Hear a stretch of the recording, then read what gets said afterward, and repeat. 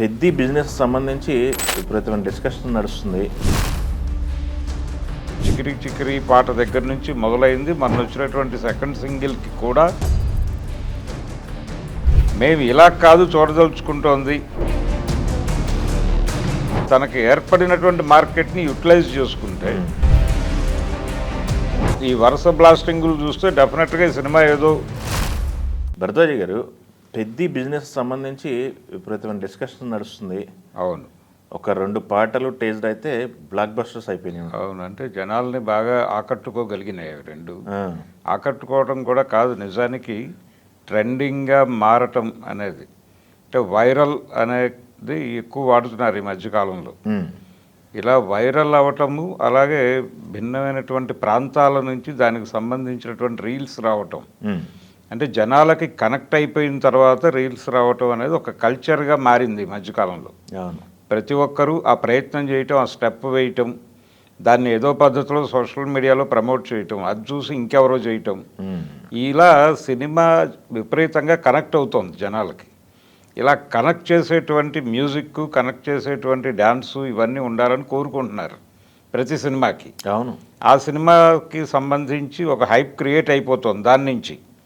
అలా ఈ సినిమాకి పెద్దకి సంబంధించి మొదటి పాటకే మొదలైంది. అది ఏది, ఆ చికిరి చికిరి పాట దగ్గర నుంచి మొదలైంది. మొన్న వచ్చినటువంటి సెకండ్ సింగిల్కి కూడా విపరీతమైనటువంటి అప్రిసియేషన్తో పాటు వ్యూస్ కనిపిస్తున్నాయి.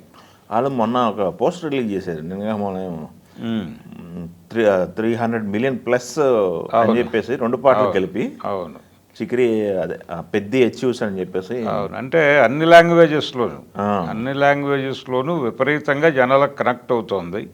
అంటే వాళ్ళ వ్యూహం ఒక రకంగా వర్కౌట్ అయింది. రెహమాన్ని తీసుకోవటం అనేది ఇది కేవలం తెలుగు సినిమా, తెలుగు మార్కెట్కి సంబంధించిన సినిమా మాత్రమే కాదు. ఇది గ్లోబల్ మార్కెట్ని వాళ్ళు టార్గెట్ చేసుకున్నారు. ఏదేమైనా కానీ అన్ని లాంగ్వేజెస్లోనూ సినిమా నెమ్మదిగా ముందుకెళ్తోంది. ఆ పుష్ చేయటం అనే కార్యక్రమాన్ని చాలా విజయవంతంగా చేయగలుగుతున్నారు. కాబట్టి ఇక్కడ కూడా బిజినెస్ బాగుంది. మనకి తెలుగు రాష్ట్రాల్లో ఆంధ్రాకి సంబంధించే చాలా భారీ నెంబర్ కనిపిస్తోంది, 100 కోట్లు దాటి. అది ఆఫర్ టోటల్ ఆంధ్ర చూస్తే, ఆంధ్రాలో సీడెడ్ ఒక పార్టు, కోస్తా ఆంధ్ర ఒక పార్టు కింద తీసుకుంటే దాదాపు 105 కోట్లు అక్కడే కనిపిస్తోంది. 35, 65 లెక్కలేవో చెప్తున్నారు. ఆఫర్స్, భారీ ఆఫర్స్ ఏదో నడుస్తోంది. కాబట్టి అక్కడే 100 కోట్లు దాటేసింది. ఇక్కడ 65 అంటున్నారు. తెలంగాణకు సంబంధించి దిల్ రాజు గారు ఉన్నారు అని అంటున్నారు రంగంలో. ఇలా రకరకాల పేర్లు వినిపిస్తున్నాయి. అయితే ఇక్కడే దాదాపు 160, 170 వెళ్ళిపోతే ఫర్దర్గా బయట పరిస్థితి ఏమిటి అనేది, బయట అన్ని ఏరియాలు ఉంది, కర్ణాటక ఉంది, ఓవర్సీస్ ఉన్నాయి. ఓవర్సీస్ మాత్రమే కాదు, హిందీ బెల్ట్లో కూడా బిజినెస్ అవుతుంది ఇది. దీంతో పాటు ఓటీటీలు ఇవన్నీ క్యాలిక్యులేట్ చేసుకుంటే, అంటే మెగా అభిమానులకి ఇప్పుడు మణిశంకర్ వరప్రసాద్ గారు క్రియేట్ చేసిన రికార్డు ఒకటి ఉంది.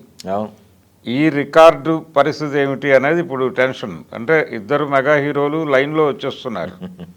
పవన్ కళ్యాణ్ వస్తున్నాడు, ఇమ్మీడియట్గా నెల గ్యాప్లో పెద్ద వచ్చేస్తుంది.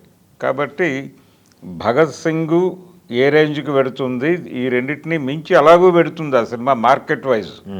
కానీ లోకల్ మార్కెట్లో దీని పెర్ఫార్మెన్స్ ఏమిటి అనేది కూడా ఒక జనాల్లో క్యూరియాసిటీ రేపుతున్నటువంటి అంశం. ఓకే, అందుకని అన్ని విధాల మార్కెటింగ్ సైడ్ చాలా క్యూరియాసిటీ అయితే ఉంది ఈ సినిమా మీద. హైప్ క్రియేట్ అయింది. కంపారిటివ్గా ఈ సినిమాతో పోల్చిన, పవన్ కళ్యాణ్ సినిమాతో పోల్చినప్పటికీ కూడా అది బెటర్ పొజిషన్లో ఉంది. రెండింటినీ కంపేర్ చేస్తే ఇది రైజ్ అవుతోంది, కానీ దీనికి మించి రైజ్ అవుతున్నటువంటి పరిస్థితి కనిపిస్తోంది పెద్ద దగ్గర. ఎందుకంటే జనాలు ఎలా చూడాలనుకుంటున్నారో రామ్ చరణ్ని అలా చూపిస్తున్నటువంటి సినిమాగా వాళ్ళు రిసీవ్ చేసేసుకున్నారు. ఇది కదా మేము కోరుకుంటోంది. ఇప్పటిదాకా అతను చేసినటువంటి సినిమాలు, అంటే RRR తర్వాత వచ్చినటువంటి ప్రతి సినిమా ఇబ్బంది పెట్టింది. అంటే కెరియర్ పరంగా ఇబ్బంది పెట్టడం కన్నా కూడా అభిమానులలో ఒక రకమైనటువంటి నిరుత్సాహాన్ని నింపాయి. మేము ఇలా కాదు చూడదలుచుకుంటోంది అనేది వాళ్ళు ఓపెన్గా మాట్లాడేసినటువంటి సందర్భం. ఇప్పుడు వాళ్ళు సాటిస్ఫై అయ్యారు. ఇలా కదా మేము చూడాలనుకుంటున్నాం, మేము ఎలా చూడాలనుకుంటున్నాం అలా కనిపించాడు ఈ సినిమాలో ఆ రగ్గడ్ ఇవన్నీ కూడా కోరుకుంటున్నారు వాళ్ళు. ఈ కోరుకున్నటువంటి సందర్భము, తెర మీద కనిపించినటువంటి హీరోయిజము, ఈ రెండు కనెక్ట్ అయితే రిసీవింగ్ ఏ రేంజ్లో ఉంటుంది అనేది అర్థమవుతోంది. అవును. దీన్ని పునాది చేసుకుని ఇప్పుడు వ్యాపారం జరుగుతోంది. ఈ వ్యాపారం చూస్తే అంటే తెలుగు వరకే వీళ్ళు దాదాపు 200 దాకా వెళ్ళిపోతాయి. ఇప్పటివరకు కన్ఫర్మేషన్స్ లేవు, దేనికి అధికారిక సమాచారం లేదు. ఎవరు ఈ పద్ధతిలో వాళ్ళు స్పెక్యులేట్ చేసుకుంటూ వెళ్ళిపోతున్నారు. ఓన్లీ తెలుగు రాష్ట్రాలు అంటారు. ఓన్లీ తెలుగు రాష్ట్రాలు, ఓవర్సీస్లు కర్ణాటకలు కాకుండా. ఓవర్సీస్ కర్ణాటకతో పాటు హిందీ బెల్ట్ ఉంది, దీనికి అదనంగా తమిళ్ ఉంది. అవును. ఇక్కడ కూడా బిగ్ నెంబర్కే వెళ్ళేటువంటి అవకాశం కనిపిస్తోంది. ఎందుకంటే రెహమాన్ ఉన్నాడు, యాడెడ్ నోన్ ఫేసు. అలాగే రామ్ చరణ్కి ఒక మార్కెట్ ఉంది ఆల్రెడీ. ఈ మార్కెట్ తాలూకా ఇన్ఫ్లుయెన్సు ఇవన్నీ కలిసి నడుస్తుంది. దీంతోపాటు గ్లోబల్గా ఎలా మూవ్ చేయాలి ఈ సినిమాని అనేది కూడా బహుశా ఆలోచిస్తూ ఉండుండొచ్చు.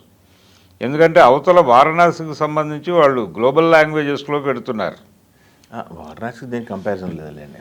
పెడుతున్నారు కాబట్టి దృష్టి పెట్టడం తప్పేం కాదు. ఇప్పుడు లోకల్ కథల్ని గ్లోబల్ లెవెల్లో చెప్పడం అనేది టెక్నిక్, అంతకుమించి ఏమీ లేదు.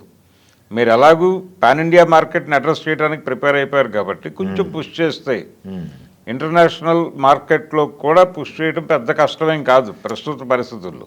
జపాన్లో కనుక అన్ని RRR తర్వాత కొంచెం మార్కెట్ వచ్చింది. రామ్ చరణ్కి ఒక ఐడెంటిఫికేషన్ వచ్చింది, నోన్ ఫేస్. అది ముఖం తెలియటమే వ్యాపారం, అంతకుమించి ఏమీ లేదు. కాబట్టి తనకి ఏర్పడినటువంటి మార్కెట్ని యూటిలైజ్ చేసుకుంటే నెక్స్ట్ వచ్చేటువంటి సినిమాకి అది ఇంకొంచెం బెటర్గా ఉపయోగపడుతుంది. అందుకని మార్కెట్ ఎక్స్పాన్షన్ ప్రోగ్రాంలో ఆలోచించాలి ప్రతి ప్రాజెక్టుకి.